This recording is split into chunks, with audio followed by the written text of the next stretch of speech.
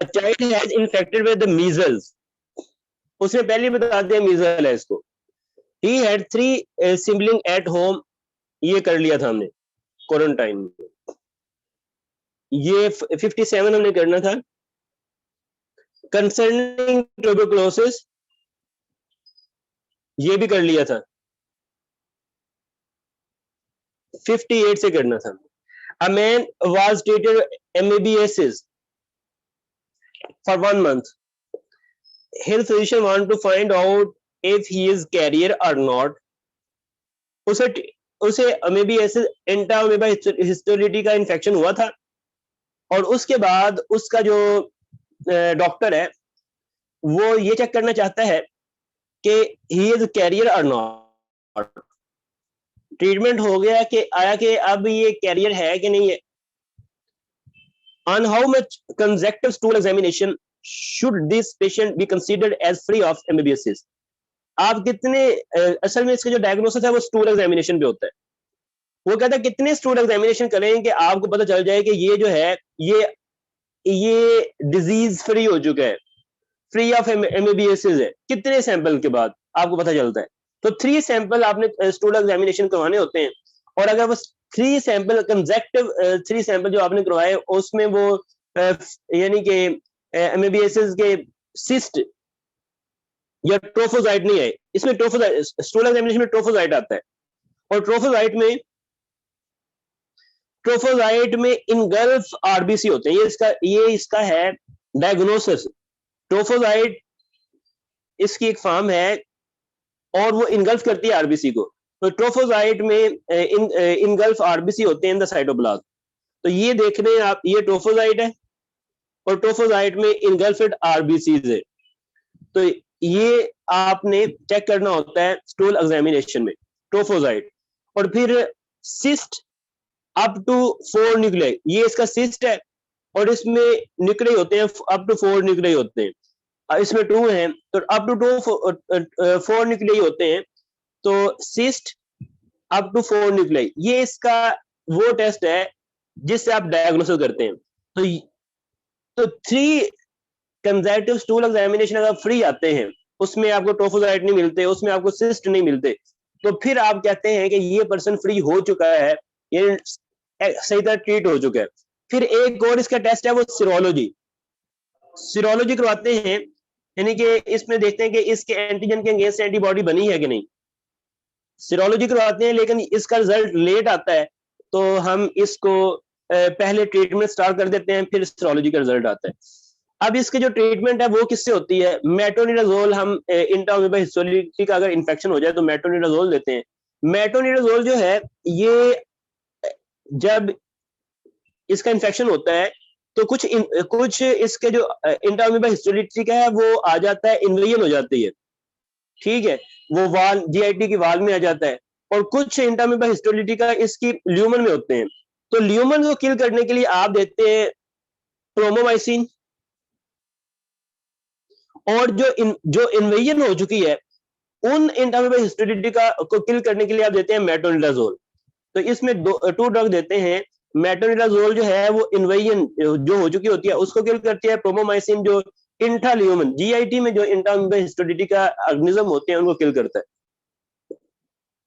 ये तो थी इसकी ट्रीटमेंट और डायग्नोसिस के लिहाज से इंपॉर्टेंट बातें। अब मैं बताऊंगा कि जो इंट्रा अमीबा हिस्टोलिटी का है वो किस तरह प्रेजेंट करता है।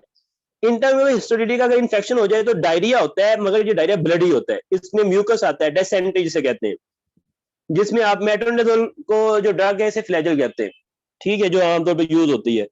और दूसरा ये कि इसमें एक और काम ये करता है कि ये कोलोन जो है कोलोन में अल्सर बना देता है।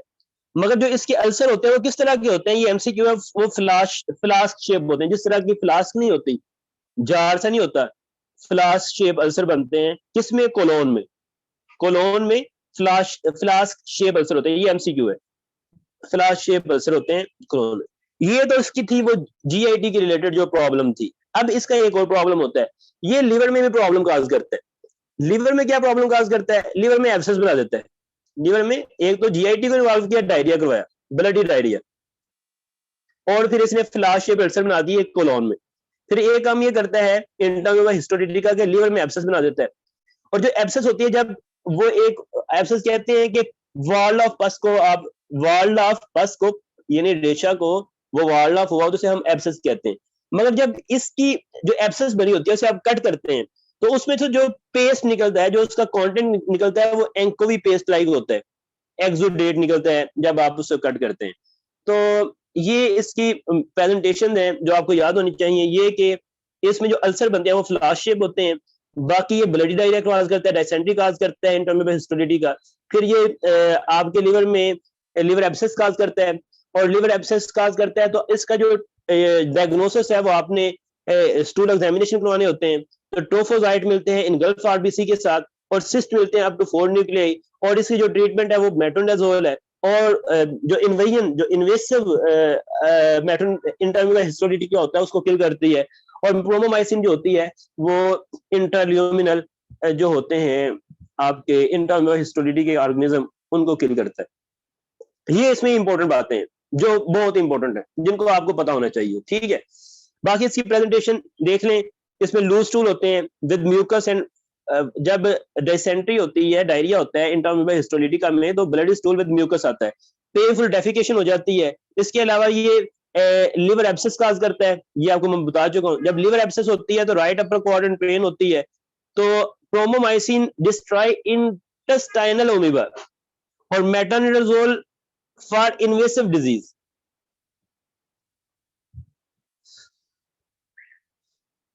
तो इसमें जो ये एमसीक्यू था, इस जो इसने पूछा हुआ था वो ये था कि आपने 3 कंसेक्टिव वो करवाने होते हैं, 3 कंसेक्टिव स्टूल एग्जामिनेशन करवाने होते हैं। अगर वो फ्री आ जाए इस ऑर्गेनिज्म से तो फिर आप कहते हैं कि पेशेंट जो है वो फ्री है।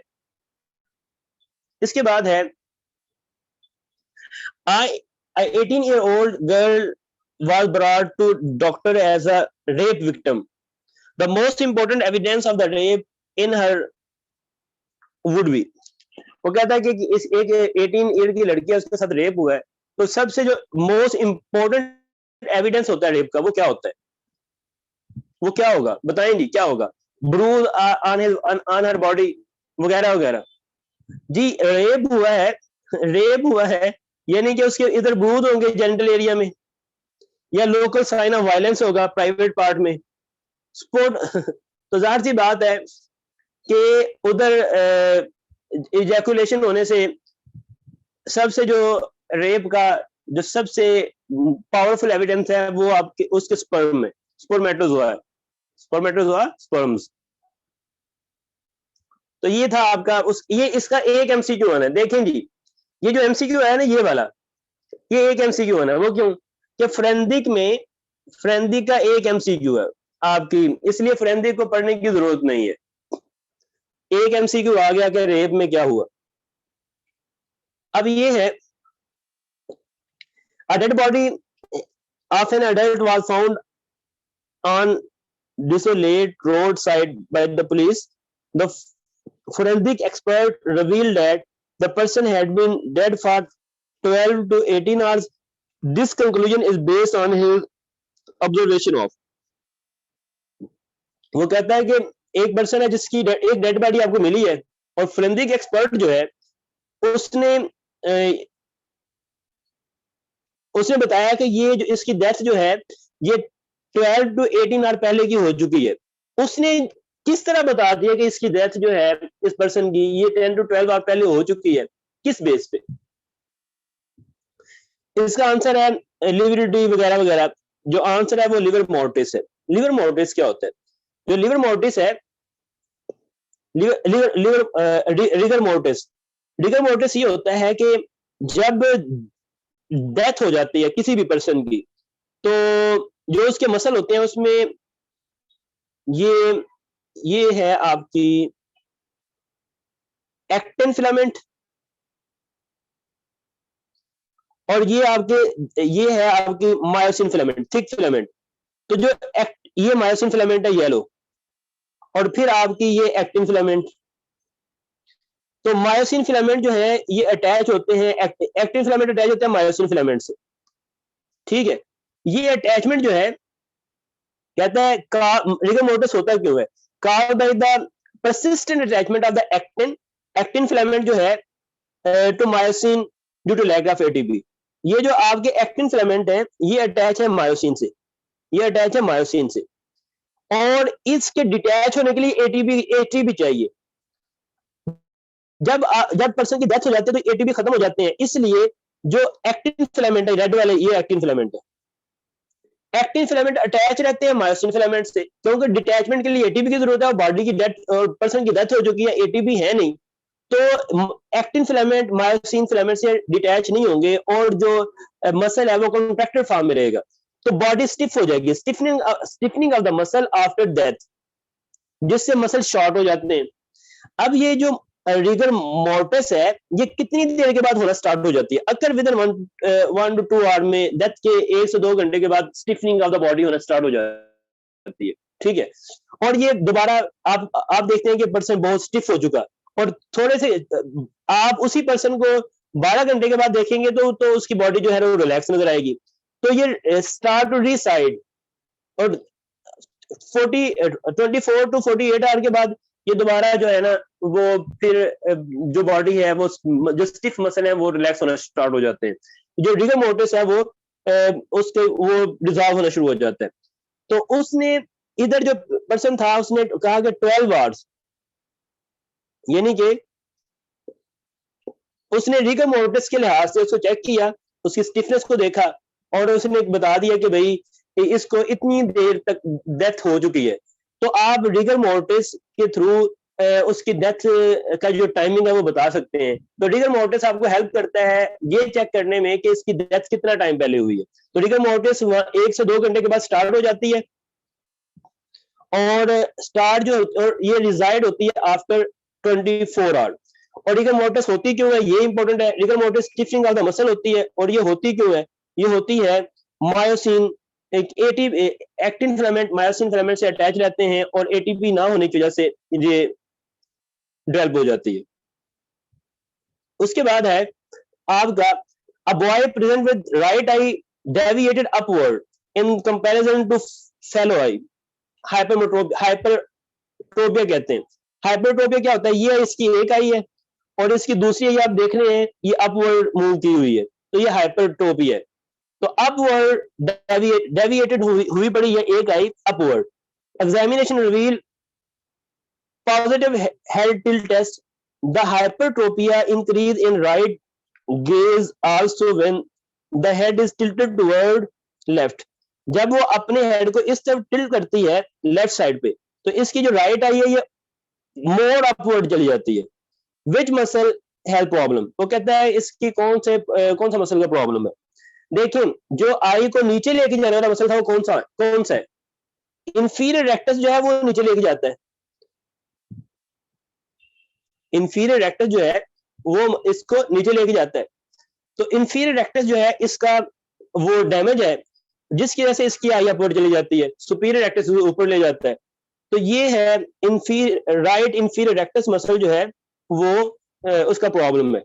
अब ये चीज क्या है, ये कंसेप्ट क्या है, असल में आपको जो कंसेप्ट का पता होना चाहिए वो है स्क्विंट ऑफ आई या स्ट्रेबिस्मस। स्ट्रेबिस्मस कहते हैं मिस अलाइनमेंट। एक ये देखें दोनों आई जो है नॉर्मल एक ही जगह पे है, अगर ये इधर मूव करेंगे तो दोनों इधर मूव करेंगी, अलाइनमेंट है इसमें। जब एक आई इधर मूव कर रही है और दूसरे को फर्क नहीं पड़ रहा तो ये मिस अलाइनमेंट है।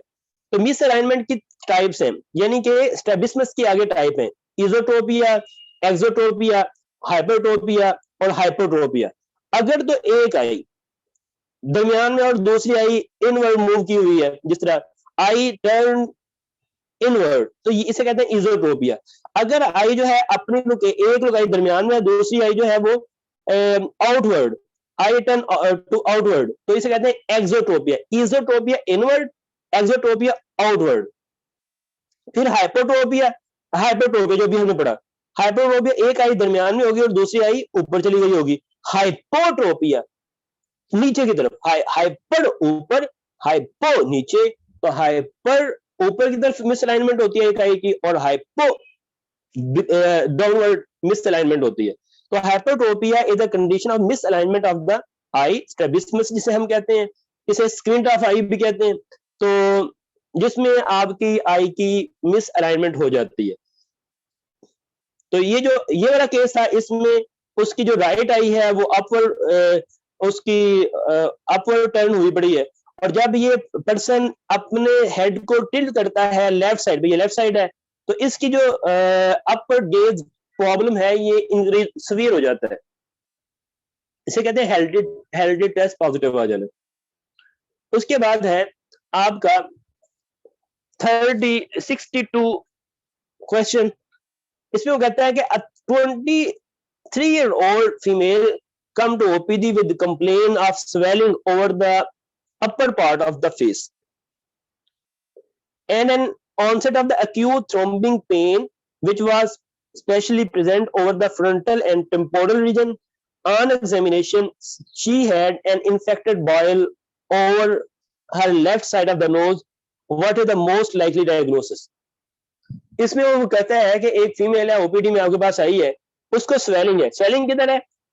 फेस के अपर पार्ट पे, ये फेस है उसका, और अपर पार्ट पे उसको स्वेलिंग है, और अक्यूट थ्रम्बिंग पेन हो रही है, और पेन किधर है? फ्रंटल और टेम्पोरल रीजन पे। उसको फ्रंटल, एक तो स्वेलिंग है फेस पे, और दूसरा फ्रंटल और टेम्पोरल रीजन पे उसको पेन भी है। और उसमें ये प्रॉब्लम ये है कि आपने और क्या देखा, बॉयल है, नोज की एक साइड पे बॉयल बना हुआ है, एक ब्लिस्टर सा बना हुआ है। तो कहता है डायग्नोसिस क्या है? तो अगर किसी को नोज इन्फेक्शन हो, और नोज इन्फेक्शन ब्रेन की तरफ पेनिट्रेट कर दे, तो क्या हो सकता है, क्या कॉम्प्लिकेशन हो सकती है जो आपने पढ़ी थी, कि साइनस थ्रोम्बोसिस हो सकता है। डेंजर एरिया होता है ना, डेंजर ट्रायंगल होती है, तो इसको क्वेर्नस साइनस थ्रोम्बोसिस हो सकता है। और क्वेर्नस साइनस थ्रोम्बोसिस में उसको फ्रंटल पेन होगी, टेम्पोरल रीजन में पेन होगी, तो ये जो इसे कहते हैं क्वेर्नस साइनस थ्रोम्बोसिस। अब इसका कंसेप्ट बहुत इंपॉर्टेंट है, अगर तो मैं सिर्फ आपको ये बताऊं और आगे वो कर जाऊं तो भी ठीक है, लेकिन मैं इसका कंसेप्ट जरूर बताना चाहूंगा क्योंकि ये बहुत इंपॉर्टेंट टॉपिक है।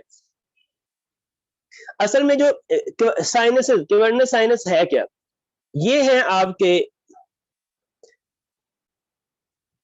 Superior sagittal sinus, inferior sagittal sinuses. ये असल में क्वेर्नस साइनस ड्यूरल वेनस साइनसेस हैं। ड्यूरा क्या होता है आपको पता है? जो आपका ब्रेन है, जो ब्रेन है, ये आपका ब्रेन है, फर्ज किया, इसके ऊपर कवरिंग है। पहली कवरिंग कहते हैं पाया मैटर, फिर कवरिंग है उसे कहते हैं अरेक्नॉइड मैटर, फिर कवरिंग है उसे हम कहते हैं ड्यूरा मैटर, ये पैड। तो ब्रेन के ऊपर पैड है,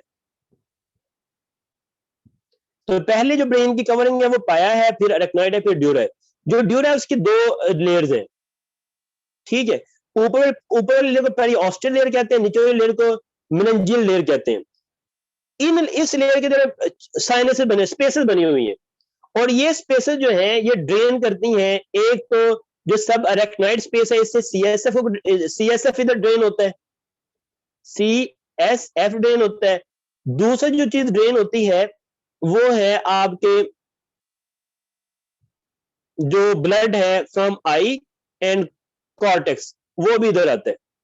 और इधर से फिर ब्लड जो है वो इंटरनल जुगुलर वेन में जाता है, इंटरनल जुगुलर वेन में जाता है। क्या डिले आ रहा है? एक मिनट में देखता हूं। तो होता ये है कि एक तो सीएसएफ अरेक्नॉइड स्पेस से सीएसएफ इधर आता है आपके किधर इस स्पेस में ड्यूरल वेनस साइनसेस में। तो ड्यूरल वेनस साइनस में एक तो सीएसएफ ड्रेन होता है, दूसरा जो आई और कॉर्टेक्स से ब्लड आता है, और ये ब्लड बाद में इंटरनल जुगुलर वेन में जाता है। तो ये एक चैनल बनता है, जिसमें कॉर्टेक्स से